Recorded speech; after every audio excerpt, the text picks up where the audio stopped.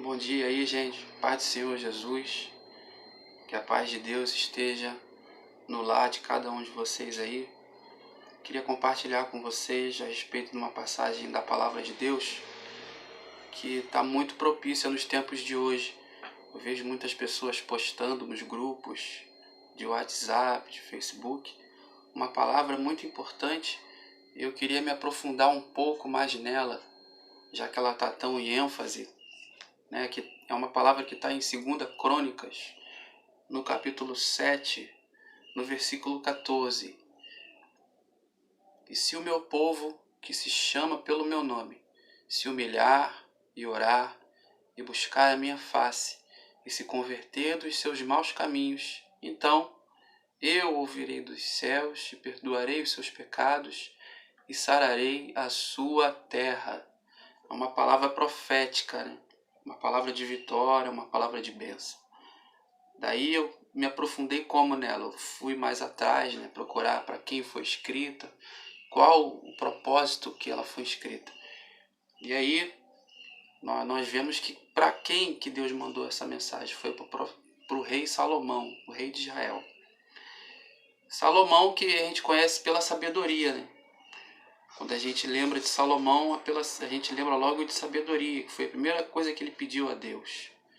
Deus deu a ele uma oportunidade de pedir o que ele quisesse, que aí Deus concederia a ele. E assim ele surpreendeu a nós que pediu a Deus. Ele teve a oportunidade de pedir muitas coisas, mas ele pediu a Deus o quê? A sabedoria.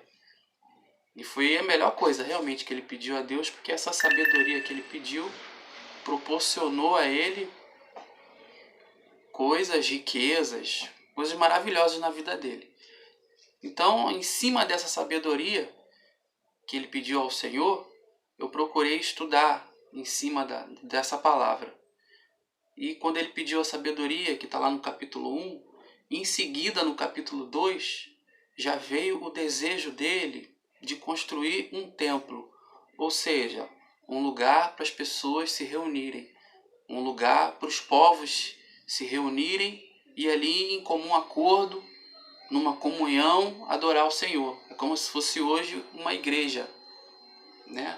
Um templo religioso. Foi simplesmente isso. Ele propôs no coração dele de construir esse templo. E aí começa a jornada da história dele. Foi o desejo mais importante que ele teve. Na passagem dele toda, eu creio que esse foi o desejo mais importante, de construir um templo que Deus colocou no coração dele. E aí no capítulo 2, capítulo 3, no capítulo 4, começa essa jornada, com várias etapas, várias dificuldades. Quem quiser ler, é só ler. Ele fez tudo com muito capricho, com muito entusiasmo, né?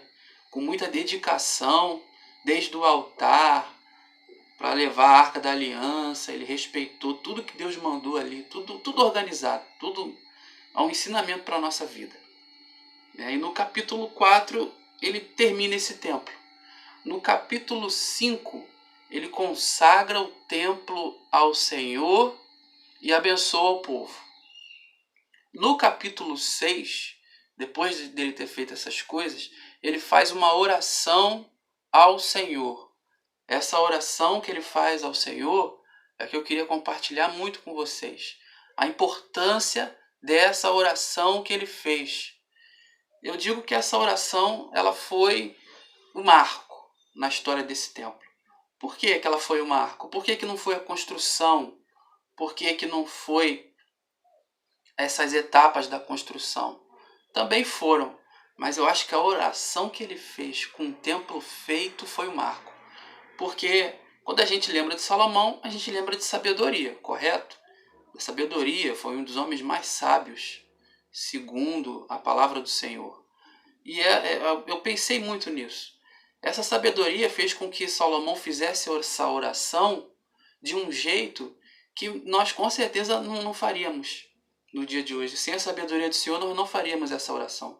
Ele, depois do templo todo feito, do templo todo erguido, ele se preocupou com as dificuldades que iriam surgir, que eu achei isso muito interessante.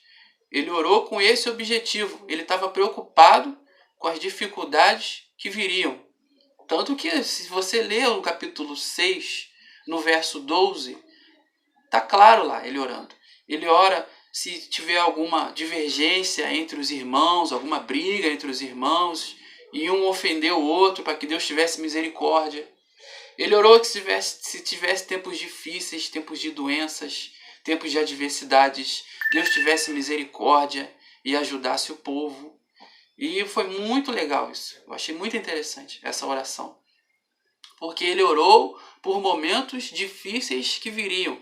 É como se eu ganhasse um carro que eu sempre pedi a Deus, e ao invés de eu já pegar esse carro e já sair usando ele, eu orasse ao Senhor para que Deus tivesse misericórdia, se tivesse algum assalto, me livrasse desse assalto, guardasse a minha família de algum acidente, se tivesse algum momento de eu dirigir, que Deus me desse sabedoria em todos os momentos, para que eu não batesse com o carro em lugar nenhum, que o carro fosse verdadeiramente bênção na minha vida, entendeu?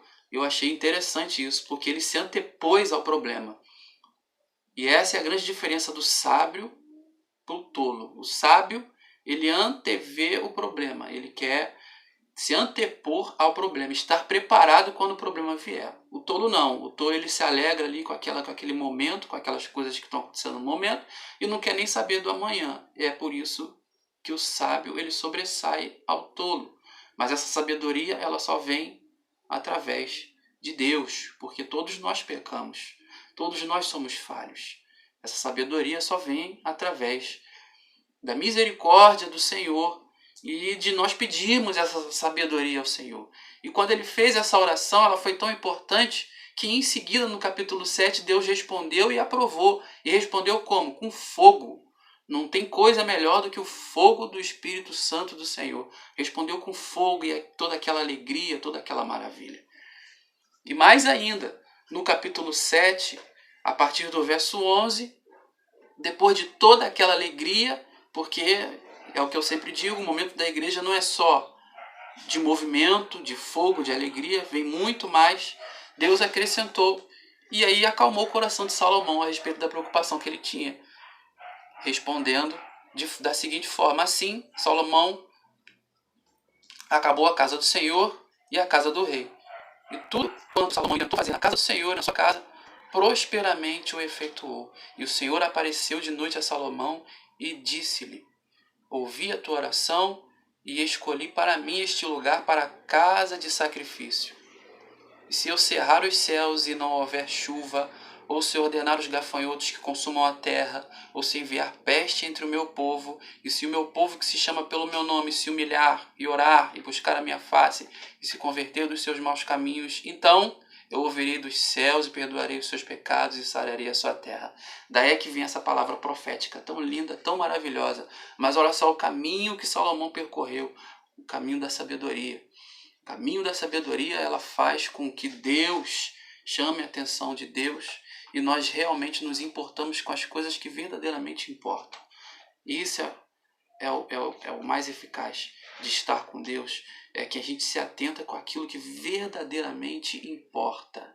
O que verdadeiramente importa é que nos momentos difíceis Deus estará conosco, seja em nossa casa, seja no nosso trabalho, seja onde for. O importante, Deus estará conosco e nós verdadeiramente seremos luz e sal dessa terra.